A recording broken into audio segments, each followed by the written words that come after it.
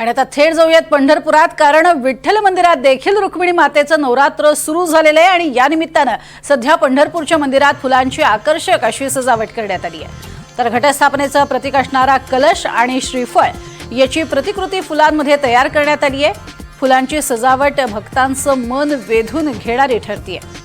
तर रुक्मिणी मातेला 9 दिवस वेगवेगळे पोशाख परिधान केले जातील, त्यामुळे भक्तांची देखील मोठी गर्दी पंढरपुरात ही आता वाढताना पाहायला मिळेल।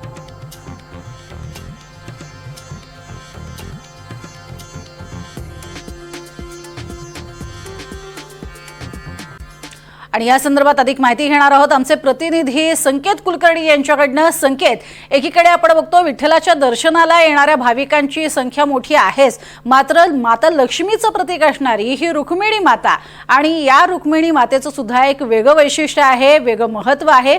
या रुक्मिणी मातेचं दर्शन घेण्यासाठी सुद्धा पंढरपुरात गेल्या काही काळापासून होणारी गर्दी आणि खास करून नवरात्रोत्सवात होणारी गर्दी ही कशी वेगळी असते, त्यासाठी वेगळी काही दर्शन बारी असते का, काय अधिक माहिती?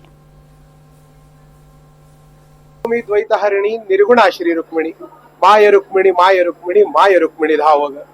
रुक्मिणी मातेचं शारदीय नवरात्र उत्सव आजपासून पंढरपुरात सुरू होत आहे आणि याच नवरात्र उत्सवाच्या निमित्ताने फुलांची अशी आकर्षक सजावट रुक्मिणी मातेच्या गर्भगृहाला करण्यात आली।